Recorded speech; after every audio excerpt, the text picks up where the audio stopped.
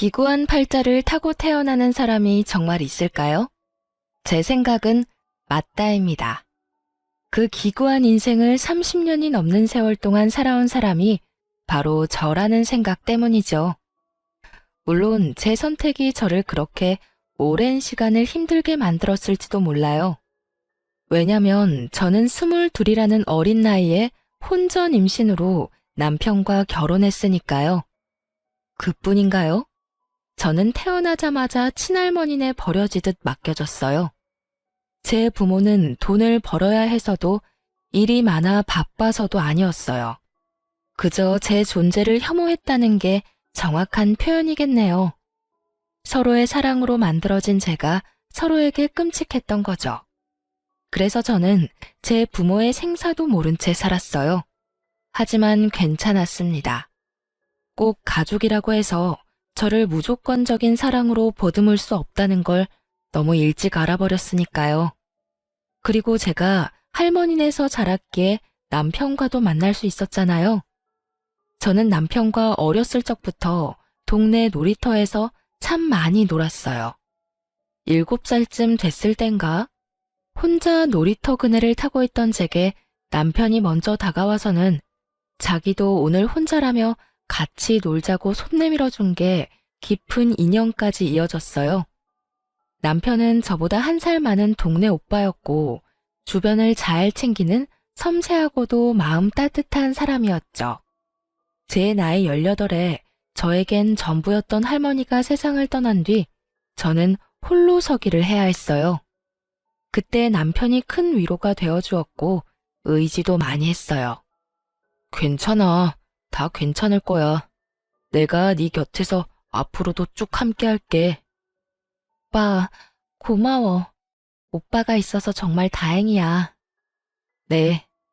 남편은 저의 첫사랑입니다. 남편에게도 제가 첫사랑이고요. 그래서 저는 어린 나이에 남편의 아이를 가지게 되었을 때조차 두려울 것이 없었어요. 남편은 임신 사실을 알자마자 잘 다니던 대학까지 자퇴하며 저를 책임지기 위해 노력해 주었거든요. 저의 시부모님은 제가 어렸을 때부터 알고 지낸 이웃분이시고 할머니와 단둘이 사는 걸 안타깝게 여겨 도움도 주었어요. 그렇게 따뜻한 분들이기에 저는 뭐든 괜찮을 거라고 믿었습니다. 하지만 현실은 그리 녹록하지 못했어요. 제 시부모님은 제가 남편의 아이를 가졌다는 사실을 알자마자 저를 손가락질에 대며 비수 같은 말을 쏟아냈고 시모는 격하게 반대하며 나섰어요. 임신이라니? 너희 임신이 무슨 장난인 줄 알아? 이제 막 성인이 된 너희가 어떻게 한 생명을 책임지겠다는 거니? 하물며 연진아, 네 부모도 널 못 키우겠다며 버렸어. 그런데 새파랗게 어린 너희가 도대체 무슨 수로 애를 낳아 키운다는 거야? 아줌마, 제발 허락해주세요. 저 이 아이 포기 못해요. 아빠 없이 키울 수 없어요. 저희 정말 열심히 살게요. 어떤 힘든 역경이 찾아와도 잘 이겨내면서 그렇게 살아볼게요. 네? 엄마, 나도 연진이와 같은 마음이야. 우리가 어려서 불안한 마음에 이렇게 반대하는 거 알아요. 하지만 나 아무리 그래도 연진이도 이 아이도 절대 포기 못해요. 이미 힘들 거 각오하고 내린 결정이야. 아들, 아무리 너희가 이래도 난 절대 허락할 수 없어. 애를 포기한다면 내가 어떻게든 뭐라도 해서든 도우마. 하지만 이건 아니야. 연진아, 내 아들 앞길 막지 말아주렴. 우리 아들 그 유명한 대학을 척척 붙는 똑똑한 아이야.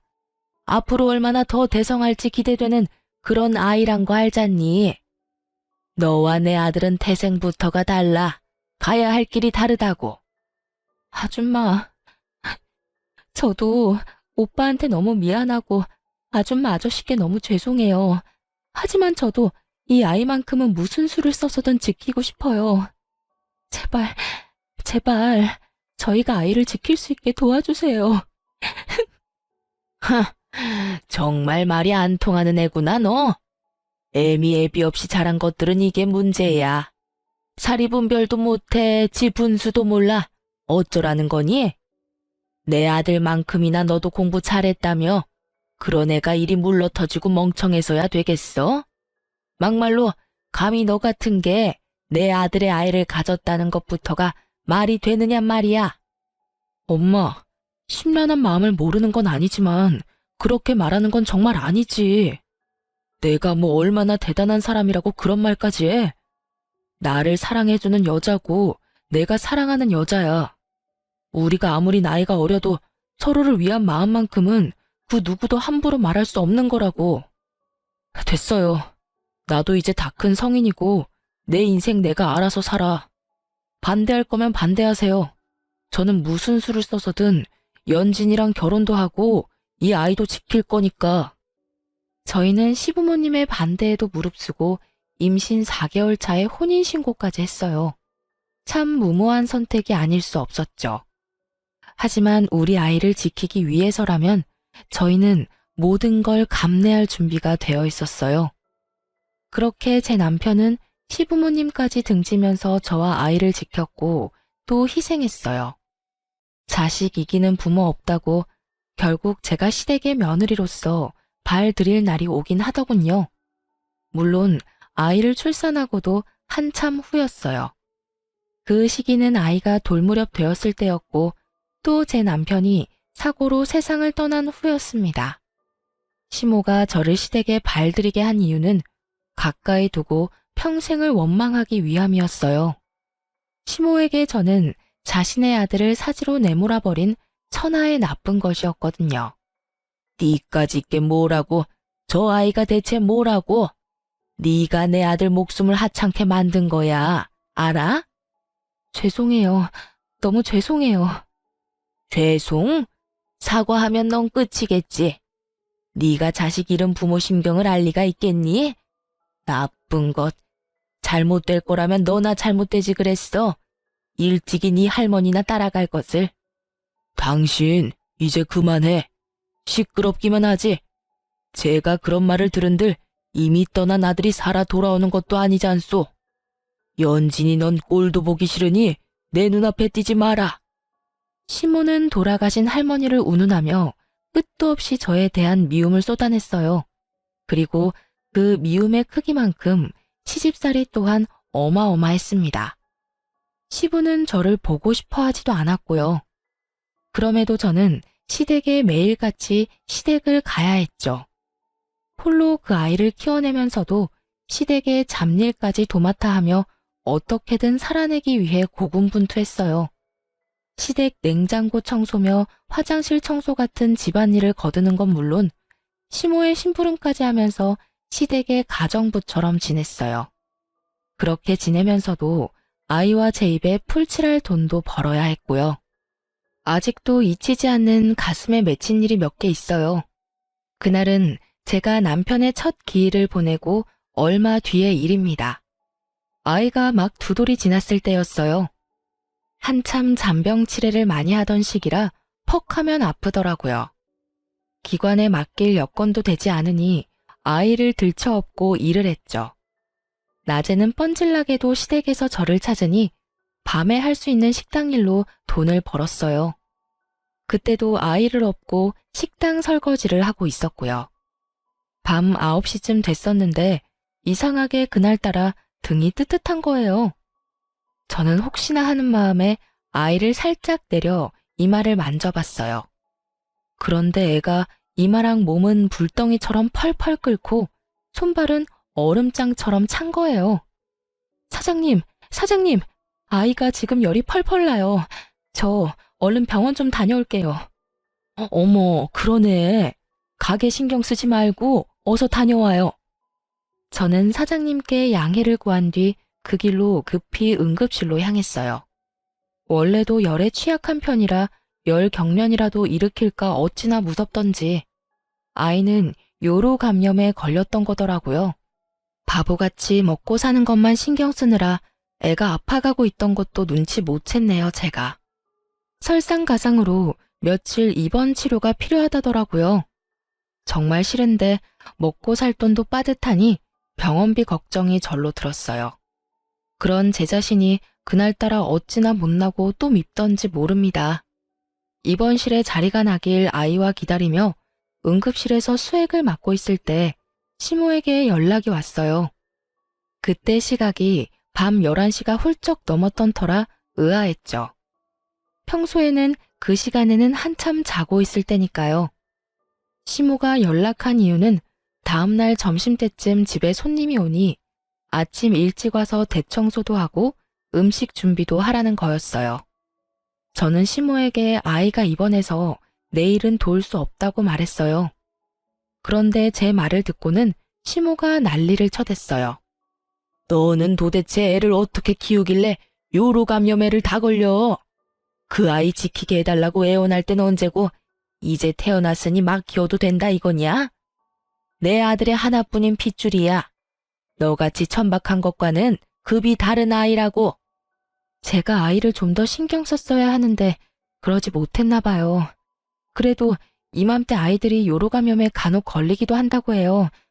며칠 입원해서 잘 치료받으면 금방 좋아진다고 선생님께서 그러셨어요. 그러니까 너무 걱정 마세요, 어머님. 입원했으니까 당연히 그러겠지. 내 아들도 죽여놓고 내 손주까지 잘못되면 네가 목숨 부지하고 살 수나 있을 줄 알아? 네 몸 건사하지 말고 넌 하나 남은 우리 집안 핏줄만 챙겨. 알겠니? 네, 그럼요. 어떻게 지킬 나이인데요. 제가 좀 더 잘 살필게요. 저는 시모가 애가 아픈 것 때문에 야단을 친 게 처음이라 조금 당혹스러웠어요. 하지만 우리 아이에게 애정이 전혀 없지는 않았다는 생각에 기분이 나쁘지만은 않더라고요. 아니, 정확히는 그 순간 처음으로 안도감이 들었던 것 같아요. 그런데 시모는 이런 제 마음을 짓밟는 말을 이어갔고 참지 못한 저는 결혼 이후 처음으로 시모에게 화를 쏟아냈어요. 너는 하필이면 이럴 때 애를 아프게 만들어. 너가 와서 청소를 안 하면 이 넓은 집을 누가 청소하냔 말이야. 진짜 짜증나 죽겠네. 왜 너는 애 간수도 못해서 나한테까지 피해를 주니? 당장 내일인데 어쩌면 좋아 정말. 아무튼 내 인생에도 내 아들 인생에도 걸림돌밖에는 안 되는 계집애라니깐. 어머님께서 속상하신 마음 모르는 건 아니지만 제가 아프게 만든 건 아니잖아요. 그저 이 나이 때 애들이 자주 아프면서 크는 것뿐인걸요. 너 지금 내 말에 말대꾸 하는 거니? 네가 정말 미쳤구나. 가뜩이나 내일 손님 맞이가 엉망이 될 판이라 성질나 죽겠는데 지금 나랑 말장난이라도 하자는 거야? 너가 애 똑바로만 잘 키워도 이런 일 없잖니? 뭘 잘했다고 말대꾸야 말대꾸가? 예, 이게 다 네 탓이니까 애를 간호사한테 맡기든 입원실에 같이 입원해 있는 보호자한테 맡기든 요령껏 맡기고 와서 네가 다 준비해. 알겠어? 어머님, 저도 그동안은 죄스러운 마음에 어머님께서 시키는 대로 다 했지만 이번만큼은 못하겠어요. 어머님한테는 뭐가 더 중요한지 모르겠지만 저한테는 지금 우리 아이보다 더 중요한 건 없어요. 남들도 어머님처럼 굴진 않아요. 아픈 애를 남한테 맡기라는 망발은 안 한다고요. 어머님 댁이고 어머님 손님이니까 어머님께서 직접 해결하세요. 뭐야? 애가 아픈 게 아니라 네 머리가 어떻게 된 거 아니니? 그렇지 않고서야 겁대가리 없이 이렇게 함부로 입을 놀릴 리가 없지. 어디 감히 나한테 언성을 높이는 것도 모자라 따박따박 말대답질을 해? 너 내 손에 죽고 싶어 환장했니? 밤낮 없이 손에 물 마를 날 없이 홀로 악착같이 버티며 살고 있는 제게 엄마 자격 운운하는 것도 모자라서 아픈 애는 안중에도 없으신 분을 위해 제가 왜 뭔가를 해야 해요? 저요, 남편 먼저 보내고 어머님께 제 딴엔 그동안 최선을 다했어요. 그런 제 노력은 안중에도 없는 분께 이런 말까지 들으면서 무엇을 해드리고 싶지 않아요. 그러니까 앞으로는 제게 어머님 할 일 떠밀지 마세요. 아셨어요? 그동안 쌓여있던 묵은 감정을 이렇게라도 털어내고 나니 체증이 쑥 내려가는 것만 같았어요. 하지만 제 이런 반항을 시모는 참을 수 없었나 봐요. 아이가 입원할 병원을 어떻게 알았는지 응급실에 들이닥쳐서 다짜고짜 제 뺨을 내리쳤어요. 그것도 수도 없이 말이에요. 병원 직원들이 뒤늦게 말리고서야 시모는 내리치는 걸 멈추고는 돌아갔어요. 참 다행인 것은 제 아이가 그 난리통에도 깊은 잠에 빠져 보지 못했다는 겁니다. 저는 그날 이후 시댁 식구 그 누구의 부름에도 절대 응하지 않았어요. 설령 제게 또다시 찾아와 갖은 모욕을 퍼부어도요. 그간 제가 노력했던 것으로 며느리 몫은 했다고 생각했고 앞으로는 이런 취급받지 않고 저와 아이만을 위해 살기로 마음먹었거든요. 그것만이 저도 아이도 행복할 수 있는 길이라고 여기면서요. 그렇게 홀로 아이를 키우며 삶을 꾸려가다 보니 어느덧 아이는 5살이 되었어요. 그리고 조금은 안정적인 패턴을 가질 수 있었어요. 아이가 클수록 아픈 것도 조금 덜하고 손 가는 일도 덜하니 차츰차츰 상황이 좋아지더라고요. 평일이면 여전히 캄캄한 저녁이 되어서야 어린이집에서 하원할 수 있었지만 주말만큼은 저도 아이도 온종일 함께 시간을 보낼 수 있었어요. 저는 그 삶이라도 더없이 행복했어요. 아이에게는 늘 미안한 마음이 컸지만 씩씩하게 잘 자라주는 아이의 모습이 위안이 되었거든요. 그리고 제게 설레이는 감정을 느끼게 해주는 사람도 생겼어요. 물론 아이 때문에 깊은 관계까지는 생각해보지 않았지만 그래도 이제는 남들 사는 것처럼은 사는 것 같았어요. 앞으로도 이렇게 잔잔하게 흐르길 바라기도 했고요. 그렇지만 언제나 시련은 불시에 찾아와 제 삶을 흔들곤 하죠. 시모는 어디서 어떻게 제 소식을 전해 들었는지 제 직장까지 찾아와서 저를 기다리고 있었어요. 그러고는 저를 발견하자마자 제게 성큼 다가와서는 삿대질을 해대며 언성을 높였어요. 어디 내 아들의 애까지 낳아 키우고 있는 몸으로 다른 남자 만날 생각을 해? 네가 연락 끊으면 내가 네 소식도 모를 줄 알아? 순수한 내 아들 꼬여내서 임신부터 한 천박한 것이 그새를 못 참고 아무 남자 품이나 찾아대는 꼴이라니. 당장 정리해, 당장! 제 아이 손 닿아본 적도 없는 분이 참견할 일은 아니지 않나요? 그것도 제 직장까지 와서 가타부타 하는 건 더더욱 무례한 태도고요. 그리고 전 단연코 천박한 행동한 적 없어요. 내 아이에게 떳떳한 부모로 살기 위해 기를 쓰고 노력 중이거든요. 내 인생 내가 알아서 해. 당신이 관여할 문제가 아니라고. 이 버르장 머리 없는 것이 내 아들 그렇게 만들어 놓고 내가 너만 행복하게 둘 것 같아? 두고 봐.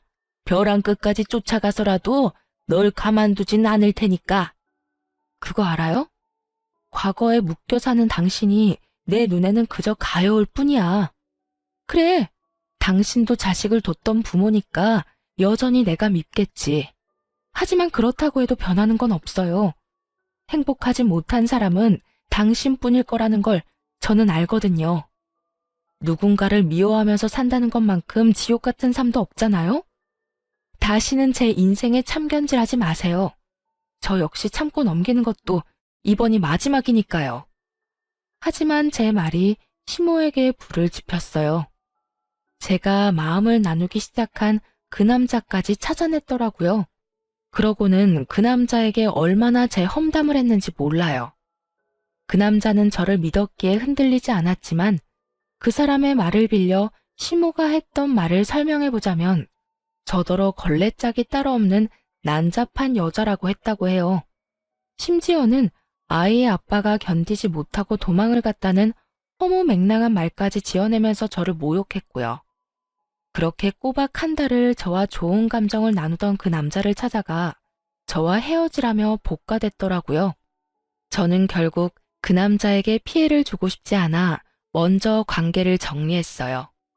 그 남자는 괜찮다고 했지만 저는 괜찮을 수 없었으니까요. 그렇게 헤어지고 나니 시모는 나를 또 찾아왔어요. 그러면서 하는 말이 참 유치하기 짝이 없었죠. 이제야 자기가 두 발 뻗고 편히 잠들 수 있겠다는 거예요. 제가 느끼는 행복이 조금 더 멀어졌다는 게 그 이유였고요. 그래도 남자와의 관계가 정리되었으니 다시는 같은 이유로 시모를 마주할 일이 없겠구나 싶은 생각 때문인지 마음이 불편하기만 한 건 아니었어요. 하지만 제 생각과는 달리 그 후에도 저는 시모를 마주해야 했어요.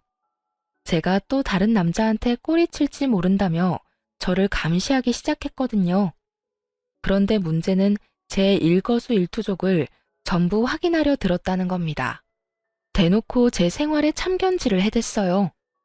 초반에는 저러다 말겠지 생각하고 무시했지만 시간이 흐를수록 도를 넘어서는 심으로 인해 저는 직장까지 옮겨야 할 정도로 시달려야 했어요. 시모와 직장이 무슨 연관이 있다고 직장을 옮기나 싶으신가요? 제 직장에 매일 찾아와 죽치고 앉아있는 통에 시모의 존재를 모르는 사람이 없었어요. 그뿐인가요? 점심 식사할 때도 제 주변에 남자 동료가 있는 모습만 봐도 불이 나게 달려와서는 못나게도 굴었다고요. 얘가 어떤 애인 줄 알고 같이 다니고 그래요? 얘가 사람 잡아먹는 팔자야. 오래도록 목숨 부지하고 싶으면 절대 근처도 가지 말아야 한다고. 아주머니는 누구신데 그런 말씀을 하세요? 혹시 연진 씨 아는 분이야? 내가 저 요망한 것이 죽인 남자 엄마 되는 사람이요. 그러니까 내 말 허투루 듣지 말고 명심해요.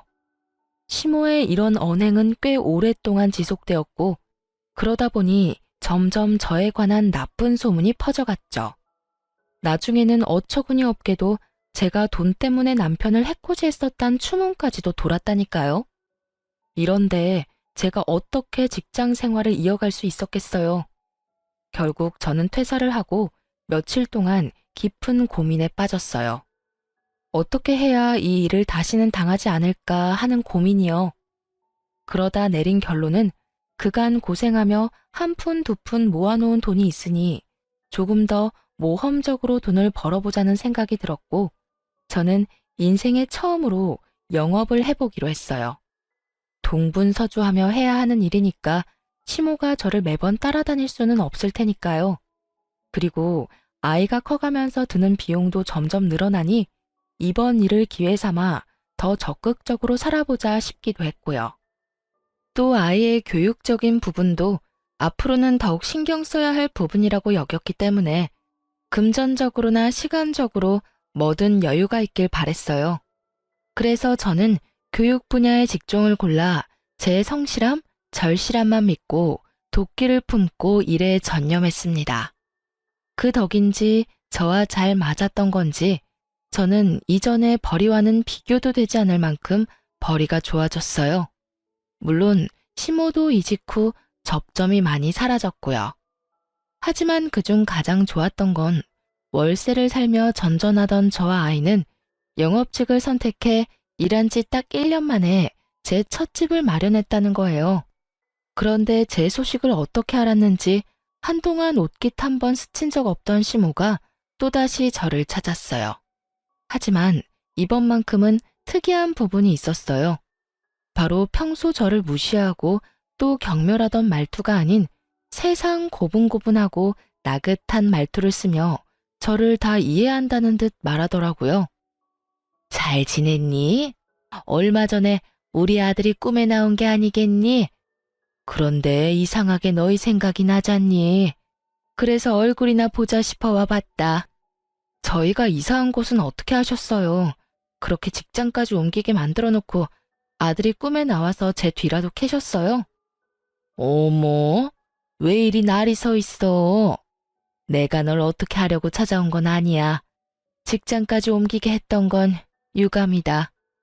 그래도 당시에는 네가 마음고생을 좀 했어도 어쨌든 결과가 좋으니 그게 다 내 덕이잖니. 그게 어떻게 어머님 덕이에요? 제가 이 악물고 뛰며 버틴 덕이죠. 찾아오신 용건이 뭔가요? 이런 시시콜콜한 이야기나 하자고 찾아오신 거 아니잖아요. 이런 시시콜콜한 이야기 하려고 온 거야. 그런데 우리 손주를 못 봐서 어쩐다니? 이번 주에 애 보고 싶으니까 데리고 한번 집으로 와라. 내 손수 차려 우리 손주 챙겨 먹이고 싶으니 말이야. 내키지 않아도 와. 네가 싫다고 천룡까지 네가 어찌하려 들지 말고. 너도 와서 같이 식사나 하자꾸나. 저 어머님께 연락하거나 찾아뵙는 거 불편해요. 저희가 가볍게 같이 식사나 할 정도로 서로를 이해하며 살지는 않았으니까요. 예, 나도 알아. 온다고 연락하기 불편하면 너 편할 때 언제든 오렴. 이번 주는 내내 식사 준비를 해놓을 테니. 시모가 찾아와 이 말을 했을 땐 이 양반이 또 무슨 꿍꿍이가 있어서 이러나 하는 생각이 강했어요. 앞으로는 다시는 이런 연락을 하지 말고 찾아오지도 말라 당부하기 위해 이번이 마지막이라 생각하며 다음날 일찍 시댁에 들렀어요. 그런데 제가 이 관계를 끝내기 위한 말을 꺼내기도 전에 시모가 황당한 소리를 짓거리더군요. 잘 왔다. 그런데 우리 손주는 어디 가고 너만 왔니?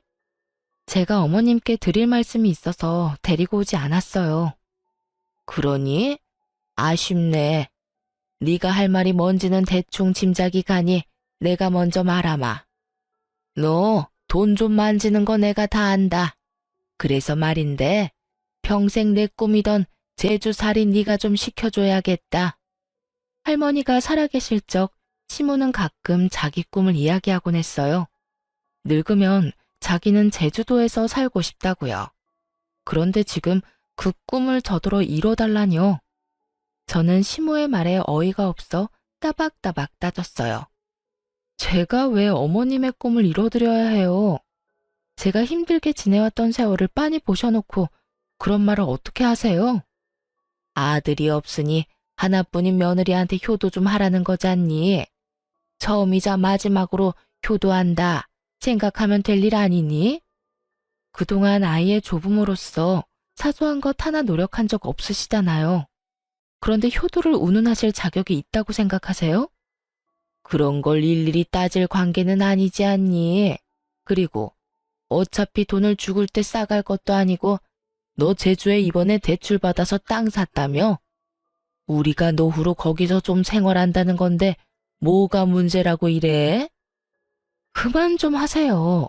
언제까지 이런 관계로 살아야 하는 건데요? 제 것에 탐내지 마시고 어머님 삶을 좀 사세요.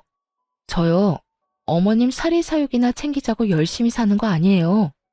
저도 이 세상에 단 둘뿐인 우리 모자만 생각하며 버티는 거라고요.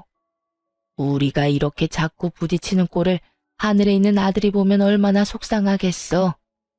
네 제주 땅 우리한테 넘기고 거기서 지내면서 거리를 두면 너도 더 좋을 거고 우리도 우리대로 좋을 것 아니니. 정 못하겠으면 내 아들 목숨값이라고 여겨라.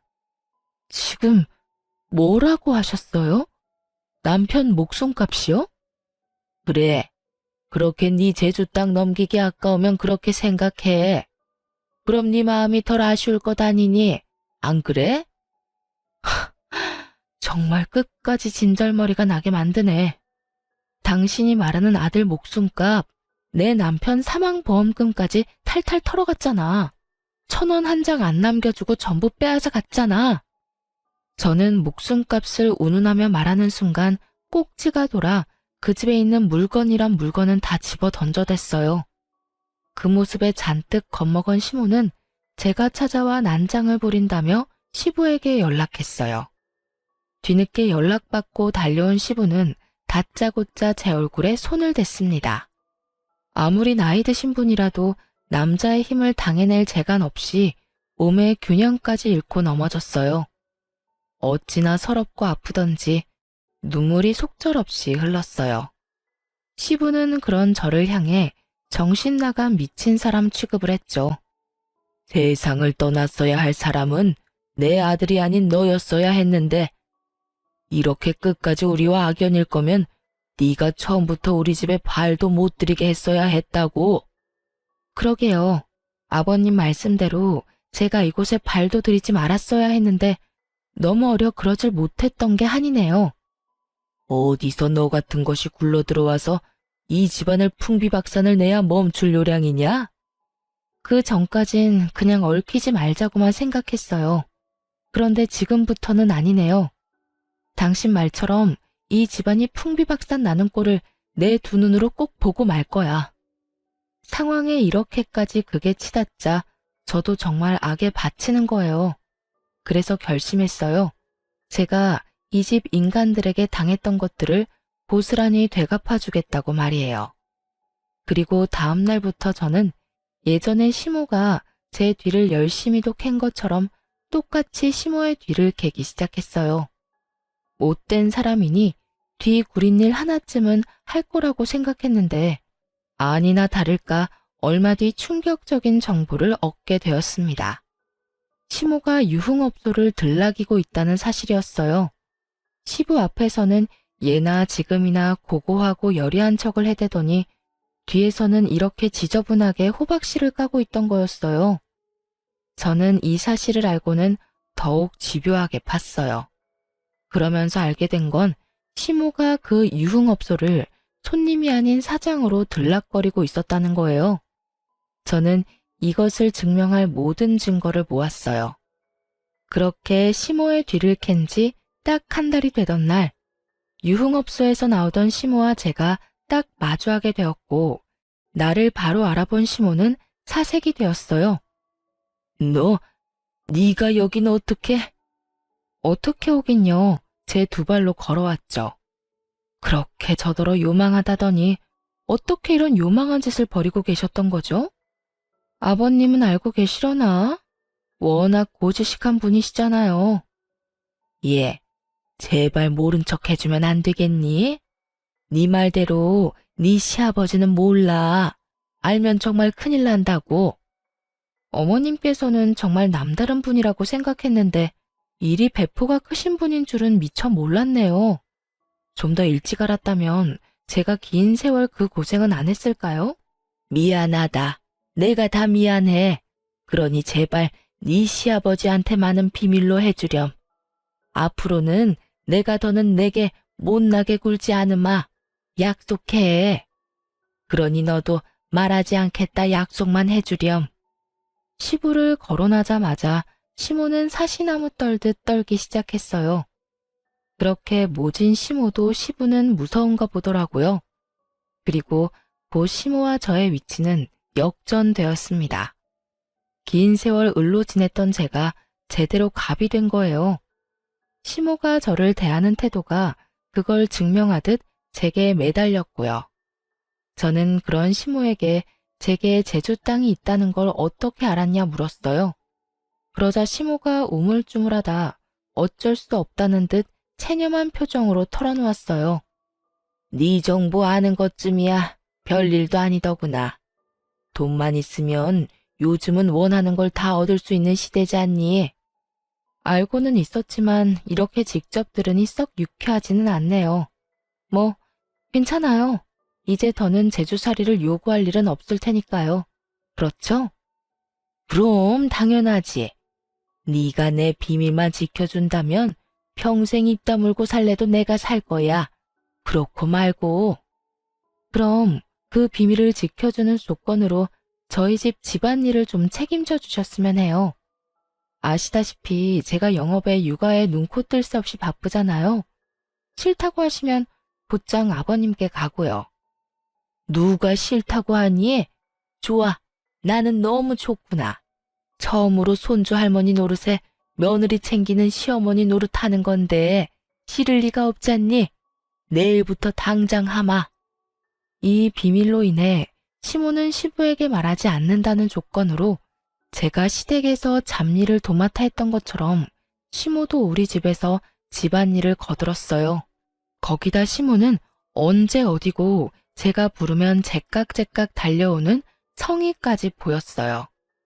제가 아이 픽업 시간에 일이 겹쳤을 때마저 시모는 자기가 먼저 걱정 말고 편히 일하라며 나서기까지 하더라고요. 참 양육강식이라는 게 이런 말이었구나 새삼 느꼈네요.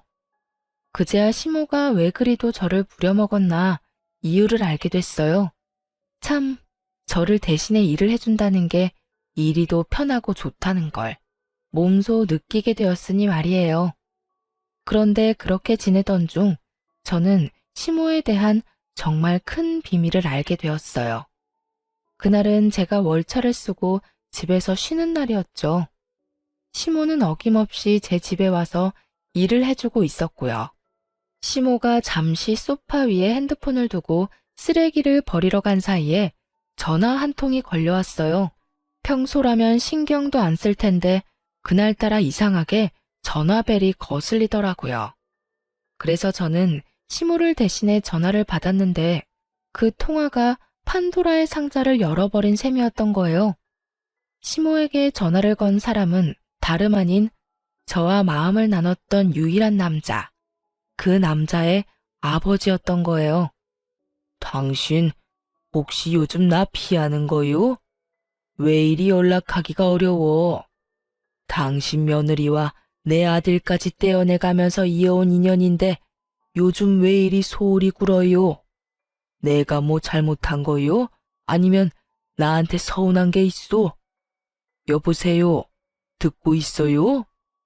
저는 너무 놀란 마음에 무작정 전화를 끊어버렸어요. 그런데 딱 그 타이밍에 시모가 현관을 열고 들어오더군요. 저는 그런 시모에게 도대체 밖에서 뭘 하고 다니냐며 따져 물었어요. 하지만 시모는 갑자기 무슨 소리를 하느냐며 당황스러워 하더라고요. 그런 시모에게 전화가 왔었다고 말했고, 시모는 통화 내역을 봤는지 손을 바들바들 떨며 불안한 기색을 보이더라고요.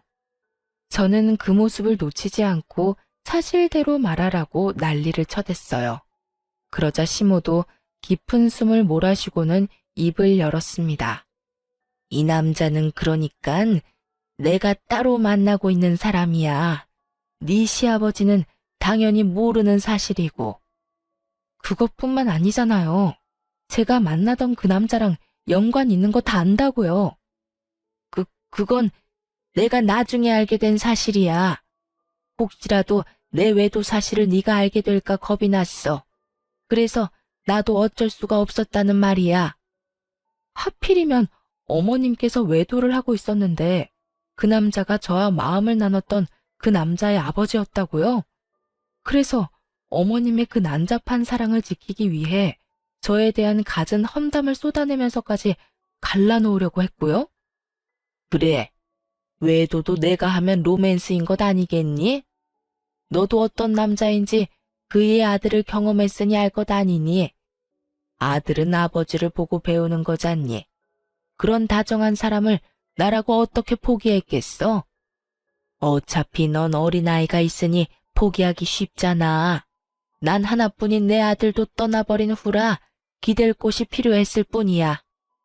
저는 그제야 시모가 저와 마음을 나눴던 그 남자를 한 달 꼬박 괴롭혔던 이유를 알게 되었어요. 시모가 이리도 난잡하고 지저분한 사람이라는 걸 이렇게까지 모든 사실을 알게 되고서야 몸소 느꼈네요. 저는 그동안은 느끼지 못했던 배신감마저 들었어요. 저는 시모의 비밀을 빌미로 시모와 같은 짓을 하지 않기로 마음 먹었어요. 그 길로 저는 시부에게로 향했습니다. 그리고 제가 알고 있는 시모에 관한 모든 진실을 밝혔어요. 하지만 시부는 저를 미움의 시선으로만 바라보았고 여전히 그런 시선으로 바라보기에 제 말을 믿으려 하지 않았어요. 아니, 여전히 저를 정신나간 사람이라 여기고 있었죠. 저는 그런 시부에게 제가 농간을 부리는 것이 아니라는 걸 증명해 보였어요. 제가 그간 모아온 증거들과 좀 전까지 나눴던 시모와의 대화를 녹음한 것까지 다 들려주었죠. 시부는 이 모든 걸 눈으로 귀로 확인한 뒤에야 시모를 찾아댔어요. 그런데 딱 그 타이밍에 제가 입 놀릴 게 염려된 시모가 한 발 늦게 시댁에 도착해 들어왔어요. 그리고 그날 시댁은 정말 말 그대로 풍비박산이 났습니다. 아버님은 시모에게 더러운 여자라며 당장 이혼이라며 노발대발을 했고 시모는 시부에게 끝까지 사실이 아니라며 제가 꾸며낸 거라고 잡아떼기까지 하더라고요. 그러나 이미 신임을 잃은 시모의 말에 무슨 힘이 있겠어요? 결국 시부는 시모를 상대로 이혼 소송을 걸었어요. 시모는 며칠을 제게 찾아와서는 말도 안 되는 부탁을 자꾸 했어요. 제발 네 시아버지한테 가서 네가 거짓으로 만들어낸 거라고 한 번만 말해주렴. 응? 어머님, 사실을 거짓이라 말하는 것도 죄예요. 저는 어머님과 같은 죄를 지으면서까지 어머님 편에 서고 싶지 않아요. 내가 꼭 걸리면 안 되는 일이 있어서 그래. 그걸 알면 정말 끝이라고. 그러니 제발 나 좀 살려줘. 나 좀 도와줘. 얼마 뒤 저는 시모가 시부에게 걸리면 안 된다는 게 뭔지 알게 됐어요. 시모가 업소 운영을 위해 시부 이름으로 몰래 대출을 받았던 거였죠. 그리고 시모의 우려처럼 시부에게 이 사실을 걸리고 말았어요. 시모는 재산 분할은 당연하고 대출 빚의 위자료까지 어마어마한 돈을 시부에게 줘야 했어요. 이런 일을 겪은 시모지만 교훈은커녕 저를 향한 원망만 커졌어요. 자기가 이혼당한 이유가 다 저 때문이라는 탓을 했거든요. 아이를 제게서 빼앗을 거라며 갖은 쇼를 벌인 것은 물론 나중에는 저를 찾아와 제 뺨을 내려치기까지 했어요. 하지만 저라고 언제까지 그런 인간 같지도 않은 사람한테 당하고 맞고만 있겠어요? 저도 똑같이 시모의 얼굴을 갈기며 소리쳤어요. 가족이라면서 뒤에선 구린짓까지 서슴지 않았으면서 정작 그 가정이 깨지니까 속이 뒤집혀요? 당신이 이혼을 당한 이유는 당신의 욕심 때문이야. 나한테 와서 백날 이따의 짓을 해도 그건 변함이 없다고. 뭐야? 대파랗게 어린 것이 어디서 날 가르치려 들어? 처음부터 너만 없었다면, 그랬다면 다 내 마음대로 누리며 살았을 거라고. 이런 끝을 맞이할 내가 아니란 말이야. 가족을 속이고 살았으면서 당신 가정이 천년만년 화목할 줄 알았어? 사람을 업신여기니 당신도 말년에 그런 대우를 받은 거야. 알아? 다시는 내 앞에 그리고 내 아이 앞에는 띄지도 마요. 너만 아니더라도 내 가정은 평화로웠다고. 네가 내 아들도 내 남편도 나한테서 뺏어가지만 않으면 제주도에 가서 평생 행복하게 살 수 있었단 말이야. 당신에게 행복한 결말이 있을 리가 없잖아. 아무리 하늘을 가리려고 한들 가려지는 건 아니니까. 시모는 분노를 참지 못하고 제 머리채를 잡아 흔들어댔어요. 저 역시 질세라 시모의 머리채를 잡고 놓아주지 않았죠. 손에 머리카락이 한 움큼이나 뽑힐 때까지 말이에요. 하지만 시모는 제게 더는 아쉬운 소리 따위 안 한다며 남편에게 이혼당해도 자기는 내연남이 있으니 상관없다며 당당하게 돌아가더군요. 그런데 얼마 못 가 저를 또 찾아왔죠. 그 이유는 내연남에게 이별 통보를 받았기 때문이었고요.